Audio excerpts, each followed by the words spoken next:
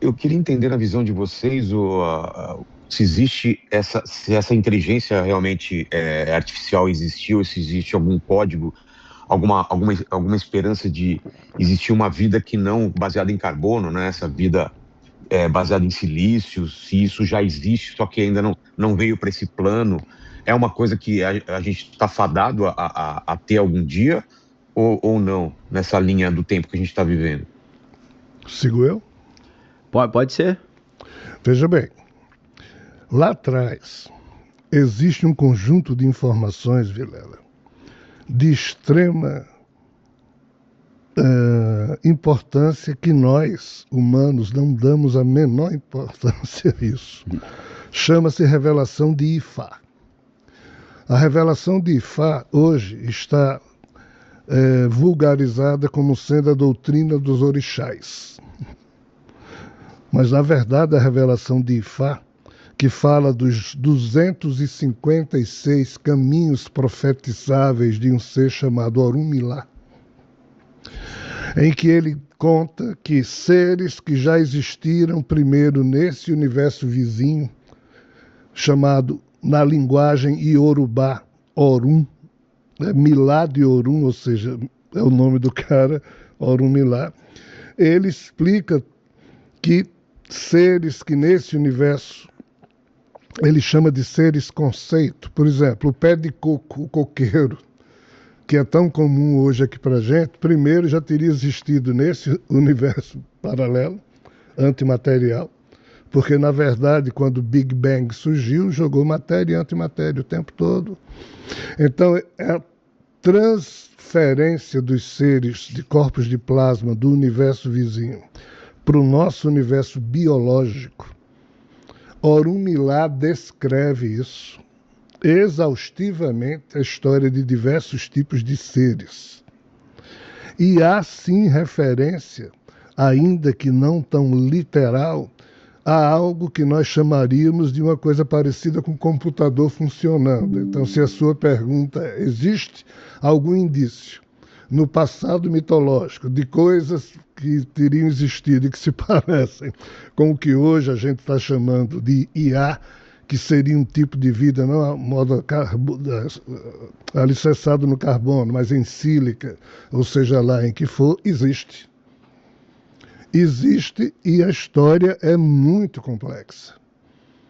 Só que nós chamamos isso de mitologia. Oi, Vilhão. Ah, tá. E qual seria a consequência que você acha, Daniel, de um futuro onde esses dois níveis de inteligência e seres convivendo, né? Porque a gente vê em filme, a gente vê em livro, nunca é uma coisa pacífica, né? Sempre é a gente cria a máquina destrói a gente, né? É como se, repetindo a história de Deus, Deus cria um homem, né? O homem mata Deus. Como que você vê isso daí? Então, é parecido com a história do Frankenstein mesmo, até o filme novo que saiu, né, mostra bem essa ideia, né, que ele cria o Frankenstein, depois se arrepende, tenta matar a criação, não consegue, né, mas o que é interessante é que, eu ia dar um spoiler aqui, mas acaba sendo construída uma relação de amor e perdão ali, né, é um filme que essa versão nova é um filme interessante. Eu não recomendo muito para as pessoas, porque dependendo da biografia da pessoa, da experiência individual, pode ser muito forte, muito triste, se você não teve uma boa relação com seu pai biológico, né? Mas, assim, é uma história interessante, né? Eu imagino, Vilela, respondendo sua pergunta, que o homem está criando essa estrutura toda de inteligência artificial e eu acho que vai ser muito difícil isso terminar de forma benéfica para a humanidade. Isso eu estou me pautando no próprio Geoffrey Hinton, que é um dos padrinhos da inteligência artificial, que pediu demissão do Google, porque ele falou que não queria mais participar daquilo, ele não queria, como se fosse Pilatos falando, eu lavo minhas mãos, eu não quero ter culpa nisso.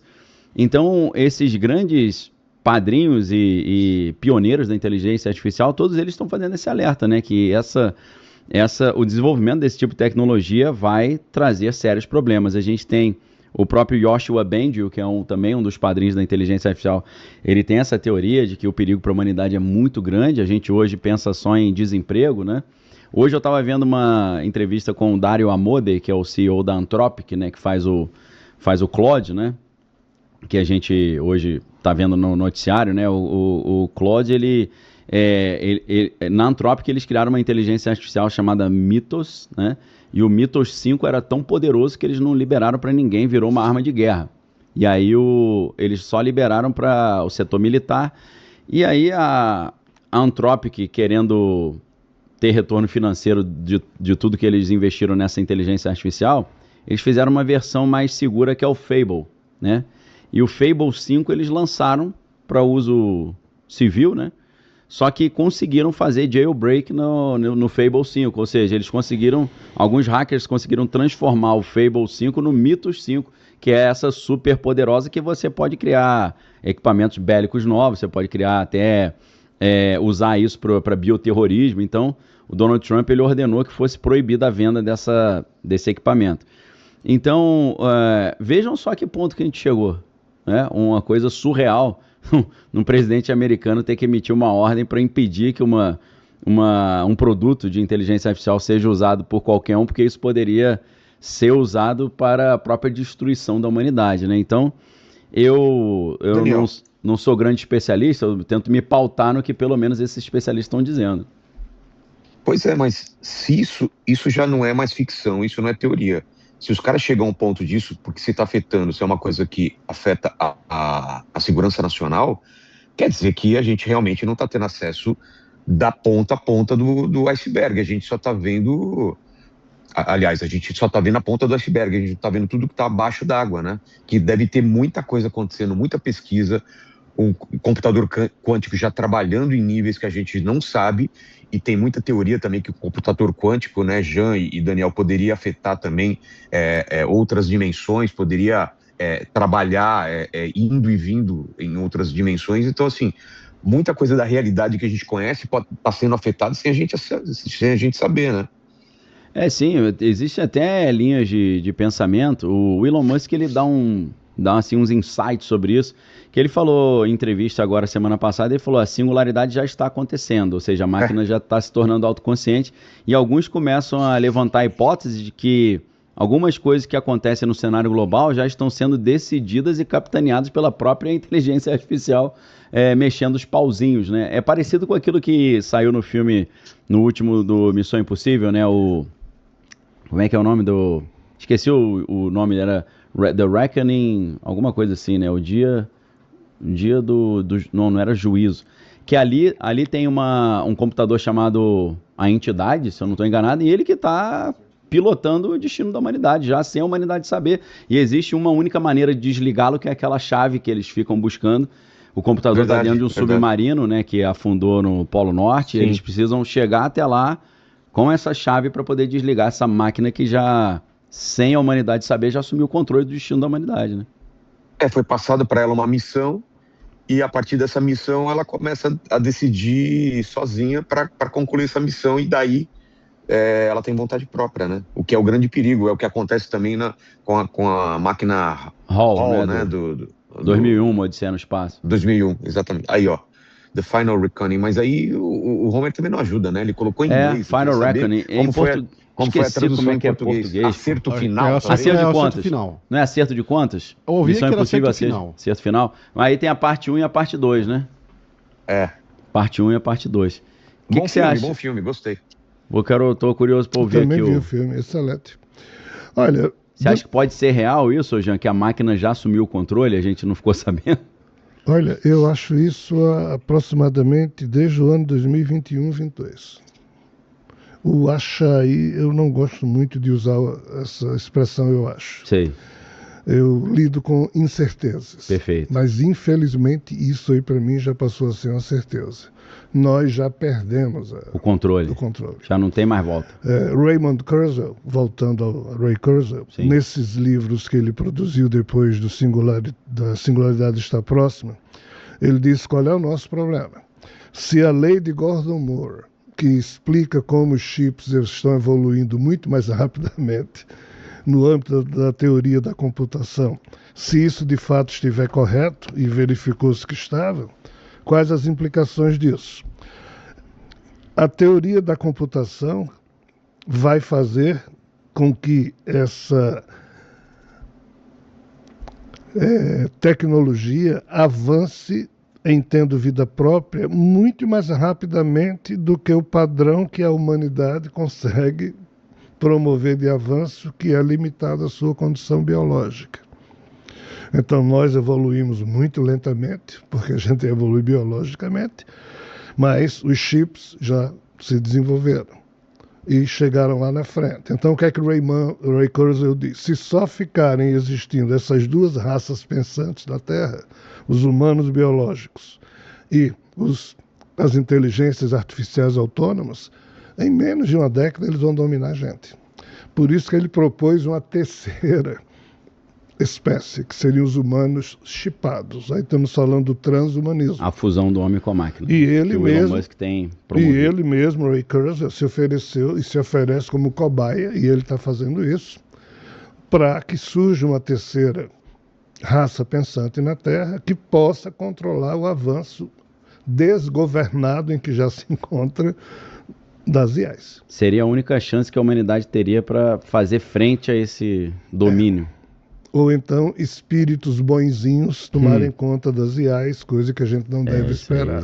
Então, assim, lidando com o mundo do jeito que ele é, por mais assustador, espantoso que possa parecer, nós estamos na iminência de termos sucessivos choques de realidade em que nós vamos ter que perceber que vivemos entronizando transtornos cognitivos como sendo verdadeiros, mas que se isso nos permite dormir melhor, mas agora é hora de que a gente vai até perder o sono porque não vai dar para dormir. Então, assim, eu não queria falar disso, mas o assunto requer. A gente não pode tapar o sol com a peneira, né? Que é o que muitos tentam fazer. Por que é que muitos humanos não fazem nada no sentido de despertar seus potenciais? Aí o assunto não é agradável. O que é o transtorno cognitivo? É quando você olha para um fato ou vê um determinado contexto, uma situação, aí cria uma narrativa. Sim. Assume essa narrativa como sendo verdade, ainda que você não possa verificá-la como real, mas para você é verdadeiro. Sim. E assim você vive, tomando isso como verdade, ainda que talvez não seja. Sim. Transtorno cognitivo é um nome elegante para a velha questão deselegante do me engana que eu gosto. É a mesma coisa. Exato. O auto-engano. É o auto-engano. Mas, por um lado, aí, qual é o problema? É uma questão de sobrevivência também, né? A gente precisa. É o ser humano fala, eu vou fingir que isso não existe. É igual a questão da criança que é abusada e ela fraciona a consciência e imagina se eu sou outra pessoa, estou em outro lugar, né? Parece que tem até um dispositivo biológico automático, né, de autopreservação. Parece que sim. O Freud, quando analisou isso, ele dizia, olha, o imaginário de uma criança requer cuidados que a gente tem que prestar atenção. Então, digo eu, uma criança acreditar que existe um anjo da guarda que cuida dela, isso é muito importante, porque na hora que ela for dormir, ela reza, Santo Anjo do Senhor, meu zeloso guardador, e ela vai dormir tranquila. Isso faz parte da formação da personalidade do ser humano. Nós vivemos num mundo assustador. Então isso é importante. É para trazer a ordem ao caos, né? O problema é você chegar aos 90 anos com a mentalidade que tinha os 6, rezando para o Santo Anjo do Senhor. Retardado, né? Não que eu creio que existem anjos protetores, mas... Eu também, mas assim, a devoção de cada um é a devoção de cada um. Mas existe um progresso da consciência, do entendimento, né, de como as coisas funcionam. Mas aí que está o problema. A velha crença do transtorno cognitivo, quando não aplicada com maturidade, gera transtorno psíquico. Entendi. Qual é o problema? Eu tenho certeza que Deus existe. Ok, mas você pode provar? Não pode. Mas é a maior verdade em que todos nós acreditamos. Sim. Eu, inclusive. Sem problema. Mas Deus faz o quê? Deus ama os seres humanos? Ama, a gente acredita que sim. Deus se incomoda com o sofrimento dos seres humanos? A gente acredita que sim. Mas factualmente, a prática da vida aponta para que a coisa não é bem assim, porque crianças são violentadas, os vulneráveis são violentados, desde que a vida, a violência... Aí a gente vai para Thomas Hobbes, filósofo do século XVII, que olhava para a natureza e dizia, putz, Por que a guerra de todos contra todos. O homem é o lobo do homem. A natureza não sabe o que é certo e o que é errado. Uhum. O predador ferra com a presa. Por que diabos existe predador e presa? Uhum.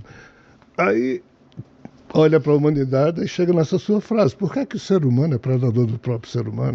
O homem é o lobo. Homo homini lupus. Cadê Deus, porra? Entendi. Se a natureza já nasceu com esse defeito todo, qual Deus perfeito, amoroso, onisciente, onipresente que poderia existir por trás de uma coisa maluca dessa e em existindo? Ou seja, nós continuamos a ser cretinos porque a gente tem certeza de que Deus no final vai resolver tudo, ou em algum momento vai resolver tudo, e a gente se permite errar na crença de que vai se ajeitar. Eis o nosso problema, o choque de realidade que nós estamos vivendo agora, né? Agora vai nos despertar para o fato de que não tem ajuda divina que resolva essa questão da IA, que resolva as outras questões que estamos vivendo. E a gente vai rezar para quem? Vai pedir a quem? Não, eu creio e penso saber que existe amigo espiritual para Jesus, né? Mas ele não vai poder fazer nada. Jesus, esses seres, eles podem ajudar de alguma forma, mas também nunca ajudaram. Agora, resolver o problema, somos nós que temos que resolver o problema. Só que nós não temos essa consciência desperta em nós devido ao nosso vício devocional. A terceirização da responsabilidade. Transferir para Deus, Jesus, blá, blá, blá, responsabilidades que nos são próprias. Então, assim, os governos não cuidam disso, os bilionários não cuidam disso, e nós, que estamos mais na base, a gente não consegue se associar ou se consorciar enquanto uma mesma espécie, numa mesma família. Porque existe um plano também de divisão, né? Para achar mais diferença do que semelhança, né? Que é o dividir para dominar, né? É o mais fácil de ser feito. Gostou do vídeo? Deixe seu like e comentário. Toque no sininho para receber novos vídeos. Vídeos novos todos os dias.